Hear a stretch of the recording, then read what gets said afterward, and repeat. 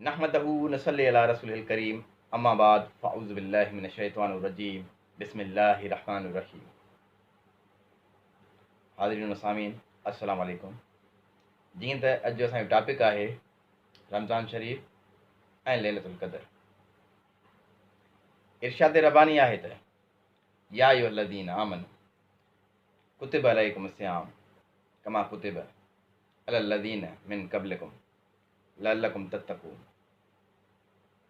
तर्जुमो, ए ईमान वारो तव्हांजे मथां फ़र्ज़ कया विया, ए ईमान वारो तव्हांजे मथां रोज़ा फ़र्ज़ कया विया आहिनि जीअं तव्हां अॻियुनि क़ौमुनि ते फ़र्ज़ कया विया। लअल्लकुम तत्तक़ून, जीअं तव्हां परहेज़गार थियो। रोज़े जो सबक़ु असांखे मिले ई न मो थो। रोज़ो असांखे सबक़ु ॾिए थो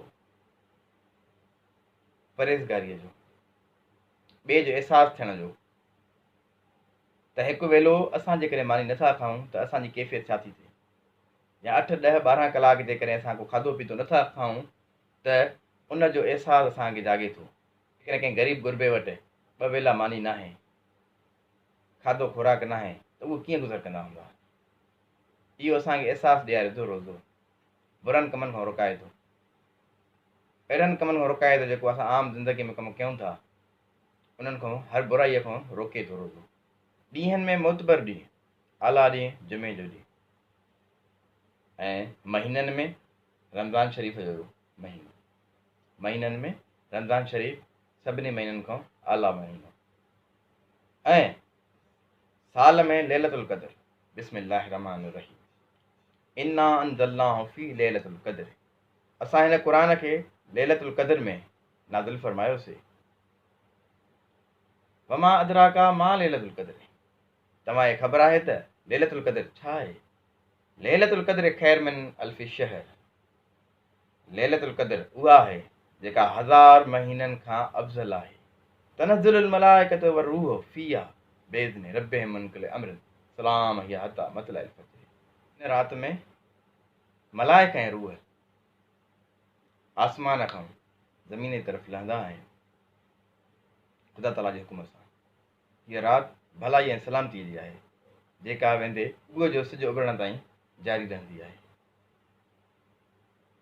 हिन जो मतिलबु मग़रिब खां वठी वेंदे सिॼ उभरण ताईं रहमतूं बरकतूं हलंदियूं आहिनि ऐं ऐलान थींदा आहिनि। फ़रिश्ता ऐलान कंदा आहिनि त को आहे मग़फ़िरत कराइण वारो, को आहे पंहिंजी दुआ खे क़बूल कराइण वारो।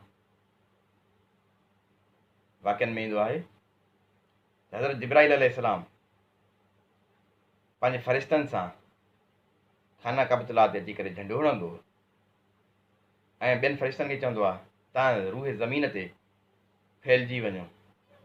जिथे बि ख़ुदा जो बंदो कंहिं ज़िक्र में कंहिं दुआ लाइ को ॿाॾाए रहियो आहे, को इबादत करे रहियो आहे, फ़रिश्ता जी उन जी दुआनि ते आमीन चवंदा आहिनि। हिन राति खे लैलतुल क़द्र इन करे बि चयो वेंदो आहे त इन राति में सॼे साल जा मामलात पिणु लिखिया वेंदा आहिनि त कंहिंखे केतिरो रिस्क ॾियणो आहे, त कंहिंजो मौत कॾहिं थींदो। मतिलबु त सॼे साल जो हिसाब किताब हिन राति में बि लिखियो वेंदो आहे, जंहिंखे लैलतुल क़द्र चयो वेंदो आहे, क़द्र वारी राति। लैलतुल क़द्र जो शान निरालो आहे। हीअ वाहिद उम्मत आहे, उम्मत मुहम्मदी, जंहिंखे लैलतुल क़द्र जी राति मिली।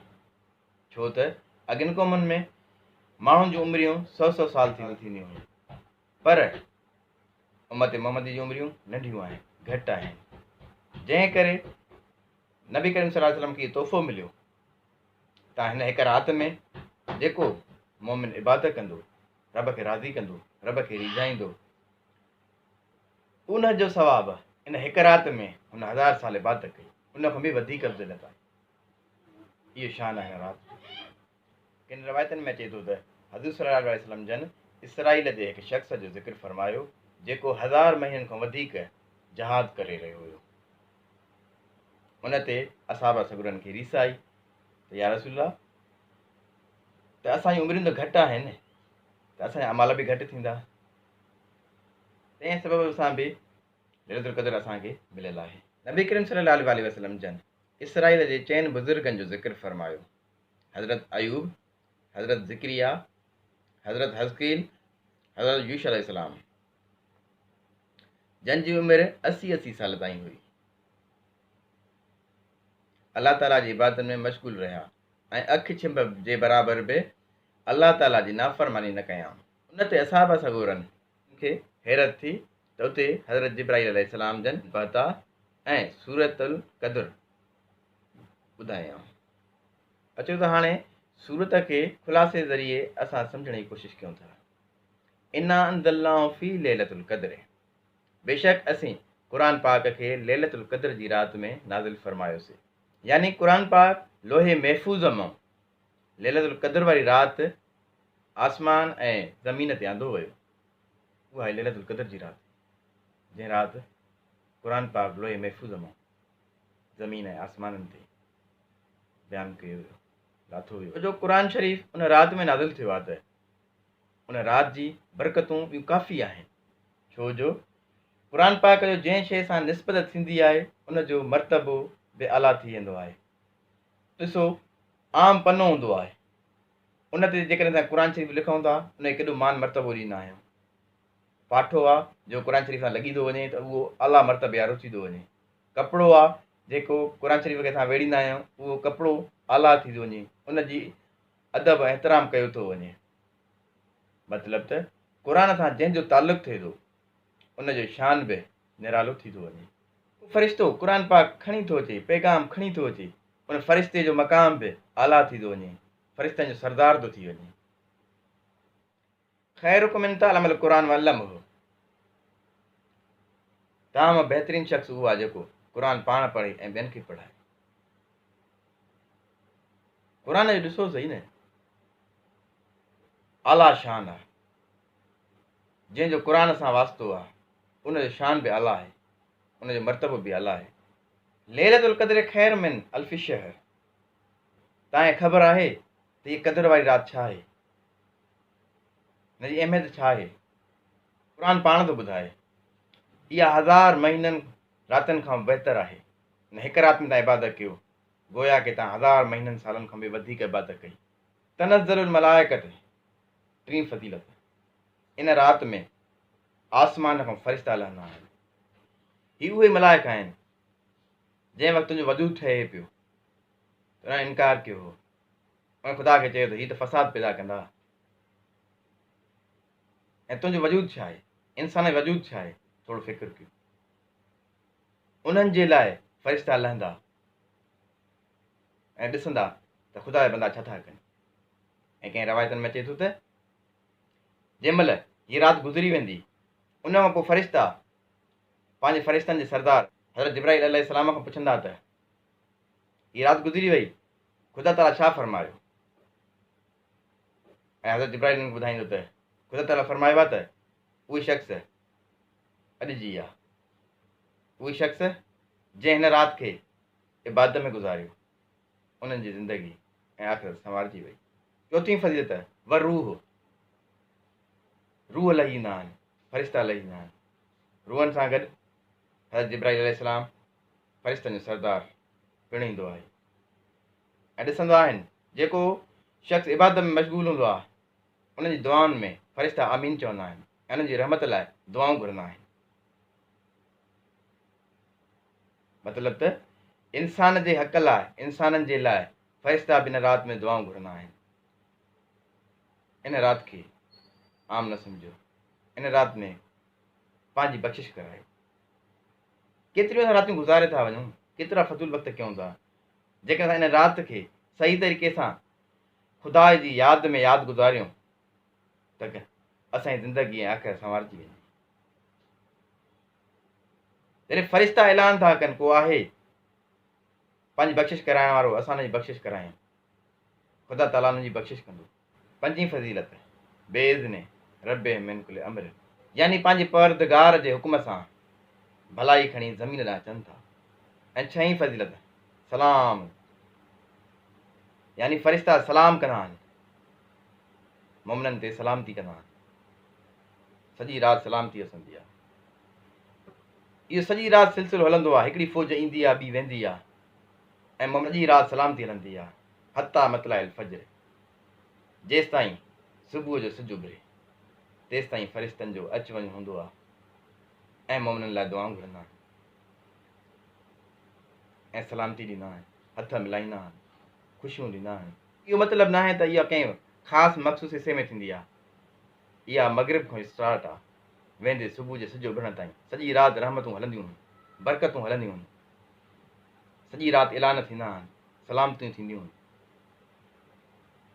जेकॾहिं असांखे को ॿुधाए, को चवे त हिन राति तव्हांखे सॼी राति पैसा ॾींदासीं, माल ॾींदासीं, दौलत ॾींदासीं, हीअ मख़सूस राति आहे, इन राति जेको अची वियो जेतिरो मेड़े सघे उहो मेड़े, छा असां घटि कंदासीं? सॼी आकाए वठी वेंदासीं, नंढा बचा बि वठी ईंदासीं। पर जॾहिं तव्हांजो ऐं मुंहिंजो मालिक रब्बुल आलमीन चवे थो लैलतुल क़दर में अचो, सॼी राति सलामती आहे, सॼी राति भलाई आहे, पंहिंजी बख़्शिश करायो, पंहिंजा अमालनामा सेट करायो, पंज दुआऊं घुरो, मग़फ़िरत घुरो, गुनाहनि ते तौबा कयो। असां इहा हिकु राति न कढी सघूं?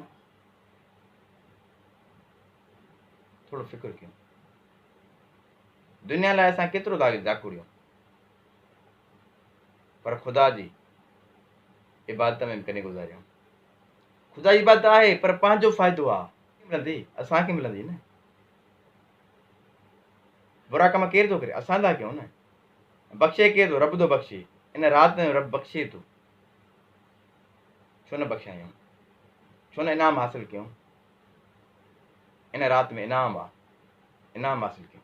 रवायतनि में अचे थो त इन राति में मलाइकनि जो वजूद पैदा थियो हुयो, हज़रत आदम अलैहिस्सलाम जो मादो जमा थियणु शुरू थियो हुयो। इन राति में जन्नत में वण लॻाया विया हुया ऐं इन राति में दुआऊं क़बूल थींदियूं आहिनि। ऐं कंहिं रवायतनि में अचे थो त हज़रत ईसा अलैहिस्सलाम जो आसमान ॾांहुं वञण बि इन राति में हुयो। रवायतनि में अचे थो त जंहिंखे इहा राति नसीबु थिए ऐं उन में को हासिलु न करे सघे त उन जहिड़ो को निभागो शख़्स दुनिया में न हूंदो। इन राति खे हासिलु करे वठो। लैलतुल क़दर कहिड़ी राति आहे? इन ते मुख़्तलिफ़ किताबनि में मुख़्तलिफ़ रवायतूं मिलनि थियूं। कंहिंजो चवणु आहे सॼे साल में फिरे थी। कंहिं रवायत में अचे थो त हज़रत सल्लल्लाहु अलैहि वसल्लम जन घर खां निकिता इहा राति लैलतुल क़दर जी ॿुधाइण जे लाइ, रस्ते में ॿ साहबी पाण में इख़्तिलाफ़ करे रहिया हुआ। तंहिं ते पाण फ़रमायूं त मां ॿुधाइण आयो हुयुमि लैलतुल क़दर जी राति, पर फ़लाणो ऐं फ़लाणो शख़्स पाण में इख़्तिलाफ़ करे रहिया हुआ, जंहिंजे करे हाणे तारीख़ जो तइयन ख़तमु थी वियो। हाणे तव्हांखे न 5 रातिनि में घुरणो पवंदो, जंहिंमें आख़िरी रमज़ान शरीफ़ जे आख़िरी अशरे में 21 रातिनि में ॻोल्हियो। यानी इहा राति रमज़ान शरीफ़ जे आख़िरी अशरे जे 21 रातिनि में थी सघे थी, 21, 23, 25, 27 ऐं 29 में। हाणे कंहिं किताबनि में अचे थो त इहा राति हिकु न आहे, कंहिं साल 21 अचे, कंहिं साल साॻी 21 में अचे, या 23 में अचे, या 25 में अचे, या 27 में अचे, या 29 में अचे, यानी बदिल बि रहंदी आहे। पर किन आलमनि जो चवणु आहे त 27 तारीख़ आहे, उन निशानी मिलनि थियूं। पर काफ़ी किताबनि जे नचूड़ मूजिबि इहा हिकु राति न आहे, मतिलबु त फिरंदी रहे थी पई। उन जी निशानियूं काफ़ी अचनि थियूं। उन राति में हल्की थधाण महसूसु थींदी आहे, आसमान चिमकंदो आहे पियो, ॻड़ाण हूंदी आहे, ख़ामोशी हूंदी आहे। उन राति में सुकून महसूसु थींदो आहे, ख़ुदा जूं रहमतूं वसंदियूं आहिनि, ख़ामोशी हूंदी आहे। किन किताबनि में अचे थो त इनखे राति इन जे करे रखियो वियो त जीअं माण्हू सिर्फ़ु हिकु राति सम्झी करे उन हिकिड़ी राति में इबादत करे वेही रहनि बसि। इन जे करे उनखे ॿियूं रातियूं बि इबादत करण में मिलनि त माना ॿियूं रातिनि में बि इबादतूं करे सघजनि। किन में अचे थो त के ॿिया वाक़ियात पेश थिया, किन में अचे थो त ख़ुदा खे यादि करण जे लाइ असांखे 5 रातियूं ॿियूं वधीक थियूं मिलनि। ख़ुदा जी यादि में 5 रातियूं तव्हां गुज़ारींदव त रब ज़रूरु राज़ी थींदो। रमज़ान शरीफ़ जे पोएं अशरे में एतिकाफ़ बि थींदो आहे। जेके एतिकाफ़ में वेंदा आहिनि उन्हनि खे इहा राति ज़रूरु नसीबु थींदी, छो त उहे वेंदा इबादत जे लाइ आहिनि। उहे 5 रातियूं छा 10 ई रातियूं जाॻंदा हूंदा, ख़ुदा खे यादि कंदा आहिनि, उहे मंज़िल मञींदा आहिनि। जेकॾहिं को शख़्स सुम्हण जी नमाज़ यानी इशा जी नमाज़ बा जमायत पढ़े ऐं फजर जी नमाज़ बा जमायत पढ़े त उनखे बि लैलतुल क़द्र जो भाङो ज़रूरु नसीबु थींदो। छो त रसूल सल्लल्लाहु अलैहि वसल्लम जन जी हदीस जो मफ़हूम आहे त जंहिं इशा जी नमाज़ पढ़ी गोया के उन अधु राति इबादत कई ऐं जंहिं फजर जी नमाज़ पढ़ी जमायत सां उन पूरी राति नमाज़ पढ़ी, उन पूरी राति इबादत कई। यानी तव्हां फजर जी ऐं इशा जी नमाज़ जेकॾहिं पढ़ी त मतिलबु त तव्हां सॼी राति इबादत कई। हिन भलारी राति में बि 4 शख़्स न बख़्शा वेंदा। 4 शख़्सनि जी मग़फ़िरत न थींदी।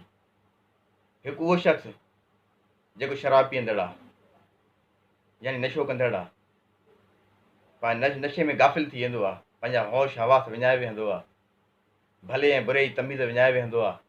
हिकु उहो शख़्स। ॿियो वालिदैन जो नाफ़र्मा बादार, जंहिं पंहिंजे पीउ माउ खे तपायो, जंहिं पंहिंजे पीउ माउ जो सुकून बर्बादु कयो, जंहिं पंहिंजे पीउ माउ जो जीअण जंजाल कयो। हदीस में एतिरे क़दुरु अचे थो जेकॾहिं तव्हांजा वालिदैन काफ़र बि आहिनि त उन्हनि खे बुरो भलो न चओ, उन्हनि खे घटि वधि न ॻाल्हायो, उन्हनि जी बेइज़ती न कयो। ऐं असां अॼुकल्ह छा था कयूं, पंहिंजे कोड़नि पीउ माउ जी कीअं था असां इज़त कयूं, उहा तव्हां असांखे बहितर ख़बर आहे। मतिलबु पंहिंजे पीउ माउ खे कॾहिं न ॾुखायो। जंहिं पंहिंजे पीउ माउ खे ॾुखायो, जीअं उन्हनि खे रंजायो, जीअं उन्हनि जी दिलि आज़ारी, उहो बि हिन राति में बि बख़्शायो न वेंदो। हिन राति में बि उहो शख़्स न बख़्शायो वेंदो जेको वालिदैन जो नाफ़रमान आहे। टियों शख़्स उहो जेको बुग़्ज़ कीनो रखंदो आहे, दिलि में ॿिए जे लाइ नफ़रतूं रखंदो आहे, बुग़्ज़ रखंदो आहे, बुरायूं रखंदो आहे, बदिले जूं आमूं रखंदो आहे। नफ़रतूं ख़तमु कयूं, ख़ुदा रा नफ़रतूं ख़तमु कयूं। कावड़ आहे, ठीकु आहे, इंसानु कावड़ करे वरी माफ़ु करे छॾी, जेतिरो थी सघियो आहे माफ़ु कयूं। माण्हुनि खे माफ़ु कंदो तव्हां को माफ़ु कंदो न। तव्हां छा वली हो, तव्हां में बि त एब हूंदा, तव्हां बि त कंहिंजूं दिलियूं रंजाई हूंदियूं। तव्हां ॿियनि खे माफ़ु कंदव, ॿिया तव्हांखे माफ़ु कंदा। माफ़ु करे छॾियो, कॾहिं बुग़्ज़ कीने में न रखो। ऐं चोथों शख़्स क़तई रहमी करण वारो, रिश्ता नाता टोड़ण वारो। अॼुकल्ह असांजे समाज में छा थो थिए, मां पंहिंजे भाउ सां त ॻाल्हाईंदो ई न आहियां, सोट सां ॻाल्हाईंदो ई न आहियां, चाचो कहिड़ो आहे ई कान। इहे शयूं असां में ख़तमु हुजणु घुरिजनि। जेको पंहिंजे रिश्ता नाता टोड़े थो उहो जन्नत में न वेंदो, उनजी बख़्शिश ई न आहे। ऐं असां पंहिंजी ज़िंदगी में ॾिसूं त इहे 4 कम असां वटि आहिनि या न आहिनि। हेॾी भलारी राति अचे, सॼी राति असां इबादत कयूं, असां में हे 4 कम हुजनि, असांजी इबादत कंहिं कम जी नथी न। फ़िक्र करणु घुरिजे असांखे। 4 शयुनि ते हिननि ते बसि गौर कयो।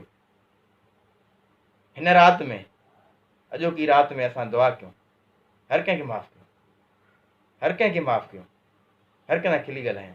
जंहिंजे दिलि में कंहिं रंजिशूं आहिनि, कंहिं सां बुरो तालुक़ कयो, कंहिं सां बुरो वर्ताव कयो, उनखे ई माफ़ु कयो। असां बि त कंहिंसां कयो हूंदुसि न बुरो तालुक़, उनखे माफ़ु कयो, उहो असांखे माफ़ु कंदो। ऐं वालिदैन जो वधि खां वधि अदब कयो। वालिदैन खे कॾहिं ॾुख न ॾियो, पंहिंजी मिटियूं माइटियूं कॾहिं बि न टोड़ियो, पंहिंजा रिश्ता नाता कॾहिं न तोड़ियो।